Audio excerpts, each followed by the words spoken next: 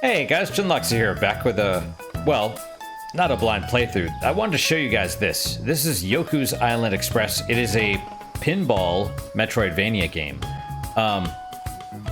Kinda interesting, honestly. Would I recommend it? Yes, in general. Yes, especially if you like pinball. It is about $20 on Steam. Wait for it to be like 10 or below.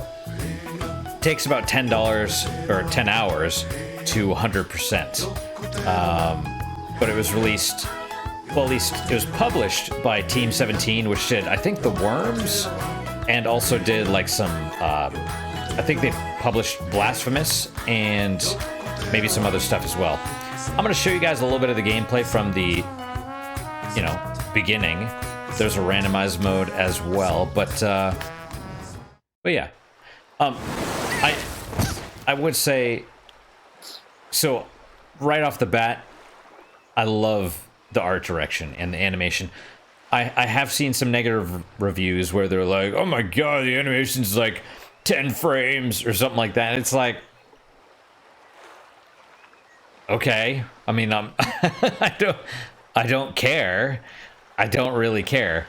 That's Yoku. He's pushing around the pinball because, kind of cleverly, he's a dung beetle, and his dung ball is a pinball.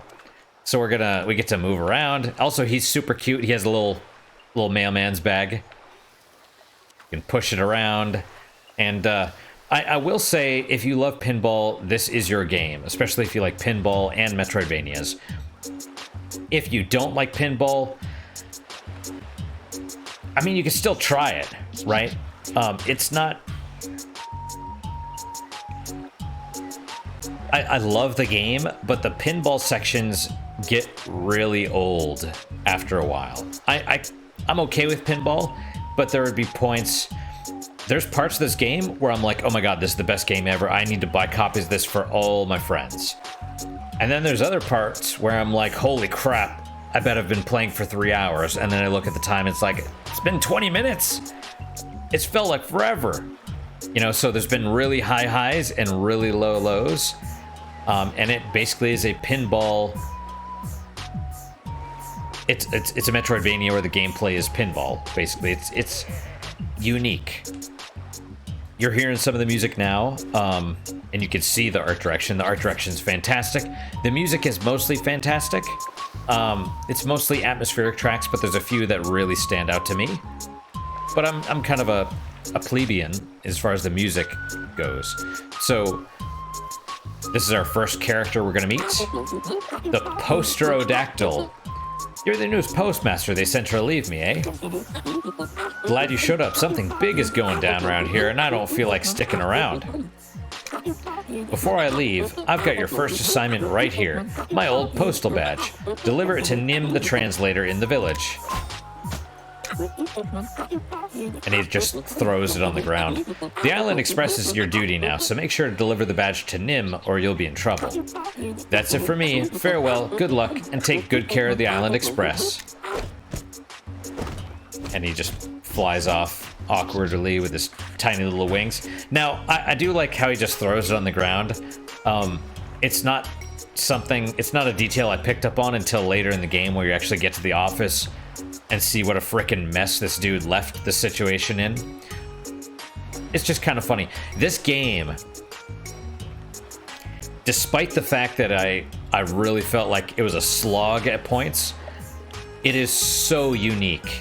It is so fascinating. All the art direction's fantastic.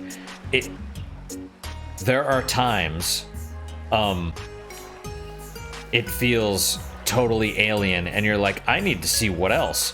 It's so creative, from almost like Cthulhu monsters in this weird little game about a dung beetle that pushes a pinball around on a tropical island. Has like, Cthulhu monsters. It's outstanding. It's outstanding. It is seriously worth, checking out. You got the old postmaster's badge. You're supposed to give it to Nim the translator. Deliver the postal badge to Nim in the village. First, let's check out the map, though. This is the world map. It's big. It's big. Oh, that's the wrong button. All right, so let's push our little ball around. You can do this here. There's a mailbox. We can't do anything with that yet. Pick up a little bit of fruit right here. We have 5 out of 100 fruit. Now it's telling us left or right bumpers. Bumpers, right? Pinball. There you go. There's your little flower auto saves. You can just, you know, and then you kind of bounce around. You can't really control your ball in flight, but when it's on the ground, Yoku will push it around. Ooh, excuse me, a little yawn right there. So bounce around. This one's locked. We don't have 30 fruit just yet. I debated on whether showing this to you guys, because it is a little bit of a jump scare. Phosphor. Where do you think you're going, Postmaster? This is my pond. If you want to cross, you're going to have to pay the toll. See, what I want grows on the high cliffs above. Juicy cove mushrooms. My mouth waters just thinking about them. Anyway, you give me a big one and I'll let you cross the pond. Our next little quest, find a cove mushroom. Phosphor. See, with those teeth, you know, be surprised to learn that he eats mushrooms. You ain't getting across unless you give me one of those cove mushrooms. What happens if we go? He tries to get us anyway. Now, before, when I was doing my little test recording, I got knocked down here. And if you go in here, there's a little secret passage. Click on the A on this weird little thing. This thing jumps out. You found a wickerling. Good fortune is bound to come to whoever collects a lot of them. This game has multiple endings.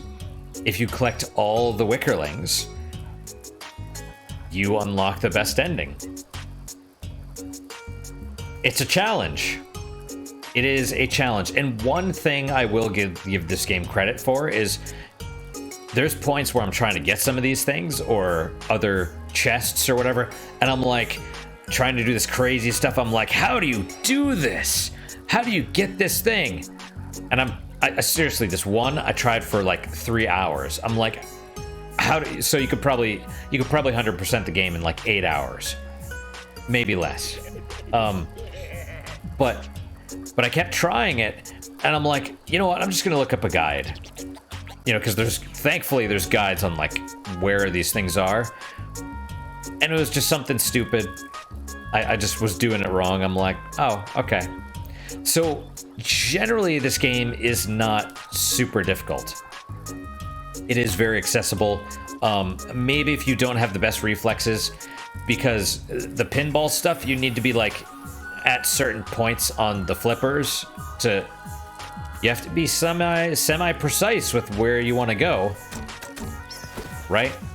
Well, okay, so we'll just go around here. We'll just bump up here, and you know, getting those reflex skills might be a little bit of a challenge. But now we have enough fruit to do this, and even, you know, losing your ball into the, what is it called, the drain or whatever, or gutter or something, it's fine. It's not penalized. It's actually kind of rewarded at points.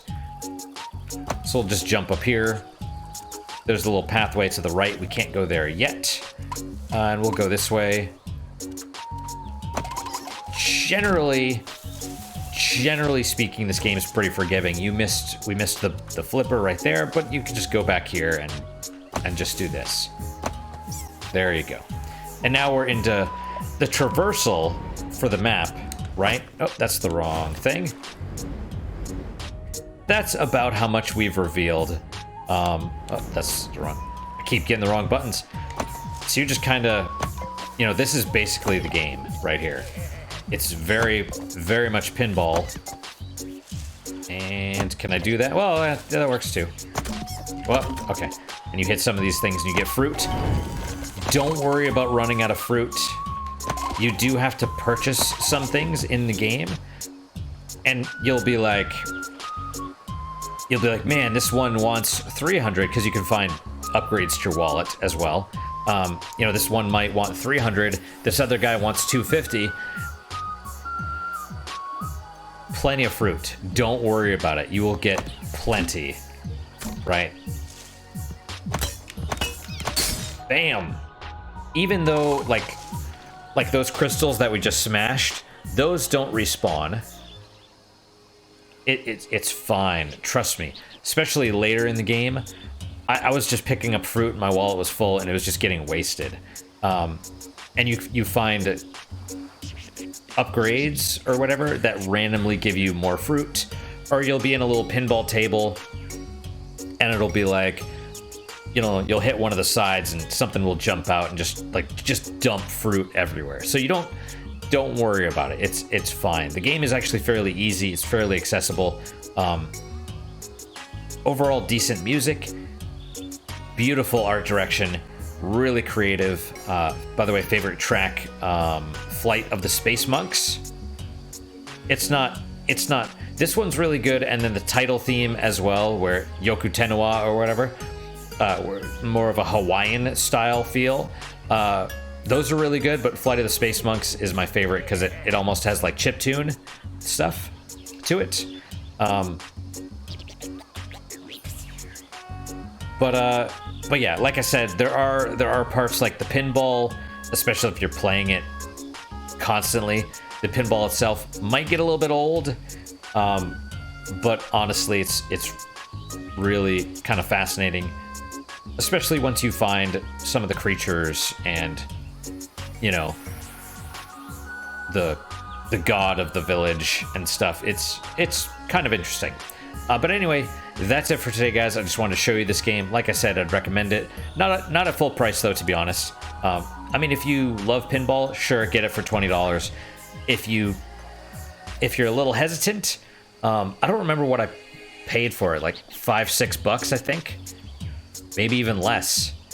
I think I got it for like 75 or 80% off. So definitely worth it. Like I said, I 100%ed it. Got about 10 hours out of it. Yeah, had a good time overall. So I'd recommend it. But that's it for today, guys. Thank you guys so much for your time and attention. Really do appreciate it. Really hope you enjoyed the episode. Any questions, comments, concerns, good, bad, or indifferent, let me hear them. I read all of them. Although if you leave a comment on BitChute, unfortunately, they don't notify me for whatever reason. You got to do it on YouTube, which sucks, but I can't do anything about it. And I do try and respond to everybody as well. But like I said, that is it. Hope to see you guys next time. Until then, guys, take care.